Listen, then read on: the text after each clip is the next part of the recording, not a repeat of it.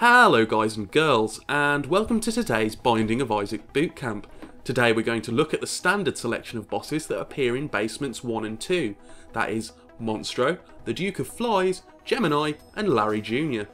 First on our list is Monstro, aka Hairlip, possibly the most common boss in the entire game.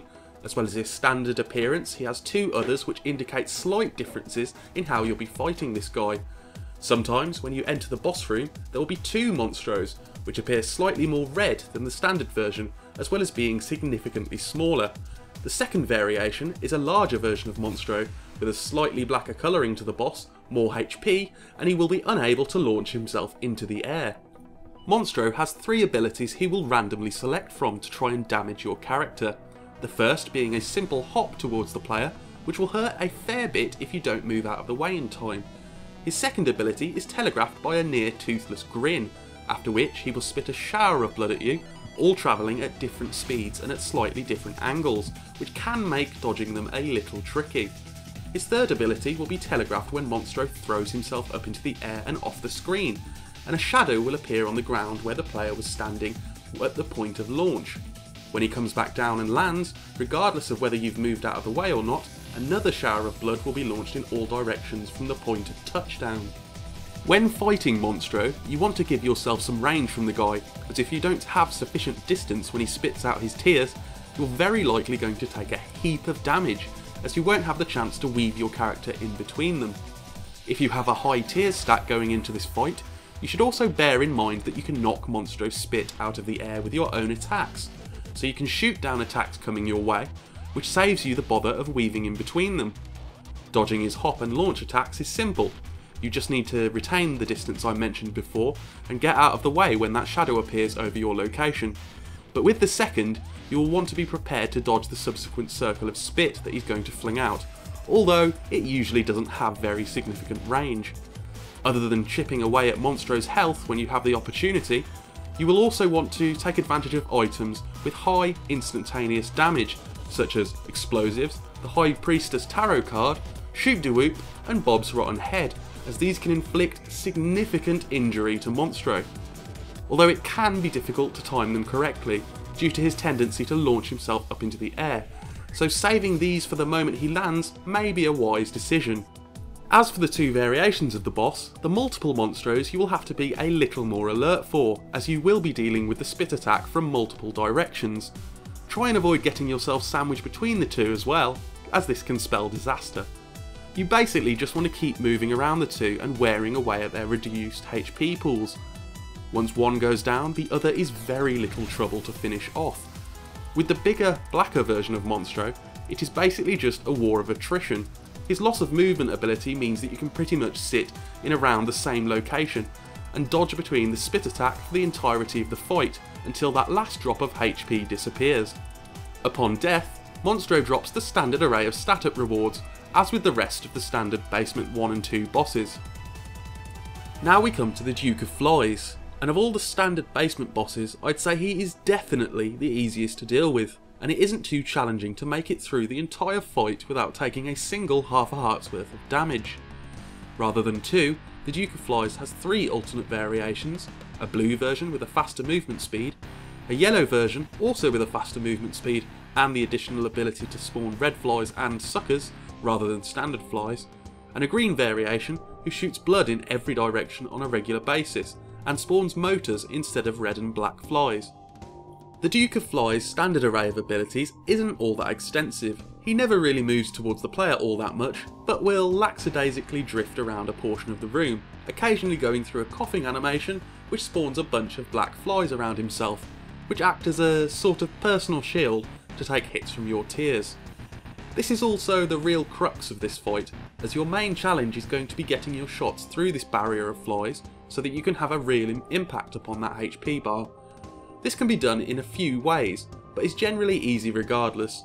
Circling around the boss and looking for gaps in his fly armour is one way you can sneak a few shots through.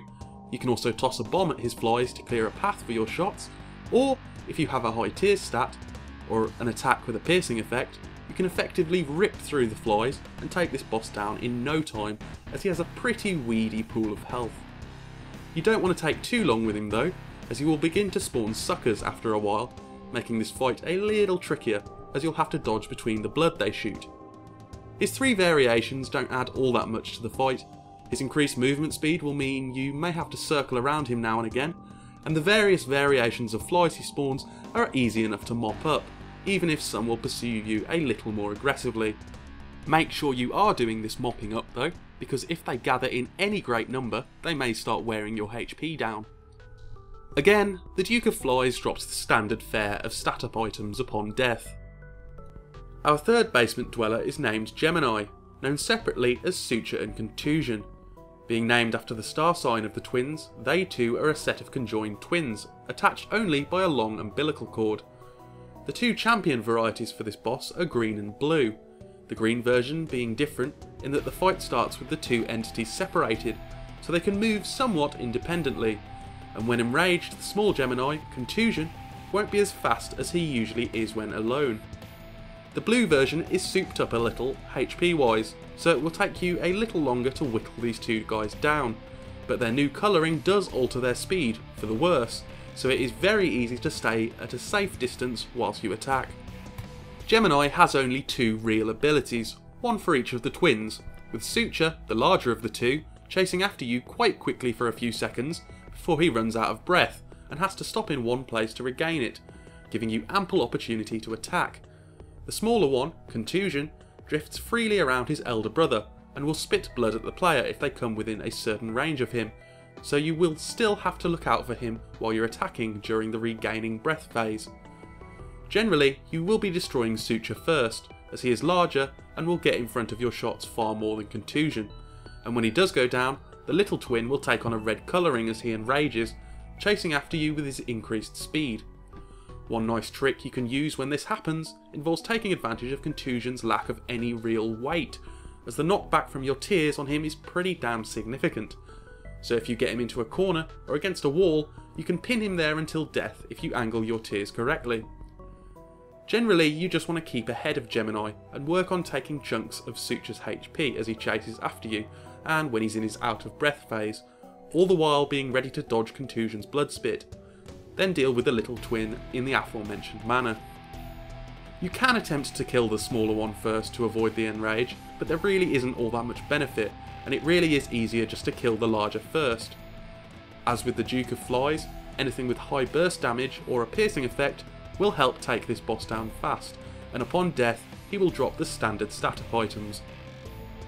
Now, finally, we arrive at Larry Jr, who is a pair of bosses rather than just the one. The vast majority of the time, his boss room will have 1 square wide obstacles, either rocks, poop or holes, which will impede your movements and give you only very narrow paths to travel along, which Larry Jr must also stick to as well. It is possible to clear out the rocks and the poop with either bombs or tears, freeing up your ability to get away, and giving you an advantage in that Larry Jr will still stick to the original passages of movement. His 2 variations are, once again, green and blue, the green version firing shots ahead of himself whilst possessing a slightly lower HP pool, the blue being slightly larger, having more health and losing the ability to produce poop.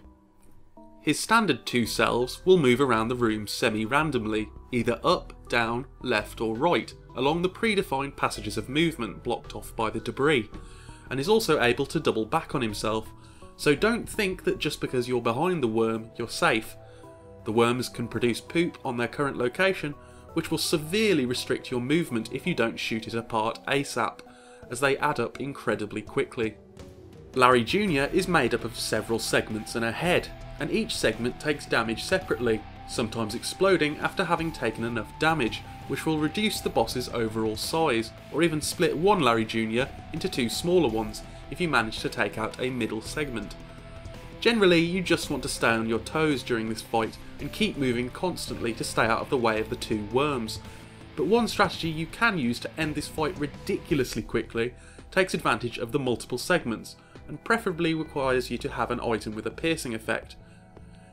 If you have an item such as the Brimstone, Cupid's Arrow, Technology or Shoop-de-Whoop, using these when head on or behind a Larry Jr will inflict damage to all the segments at once, either one-shotting the worm or at least coming very close to it. If you lack any of these items, you can sort of substitute them by using bombs instead, as the blast will inflict damage upon multiple segments at once as well. Larry Jr.'s can also show up in groups of more than 2 between the cave and the womb levels, and the more of them in a single room there are, the fewer segments each will possess. Upon death, he will drop the standard stat-up items. And that is it for today's Binding of Isaac bootcamp on the standard basement bosses. I hope that you've picked up some helpful tips and tricks for these bosses, and that this has maybe even helped you to up your game. I'll see you guys soon.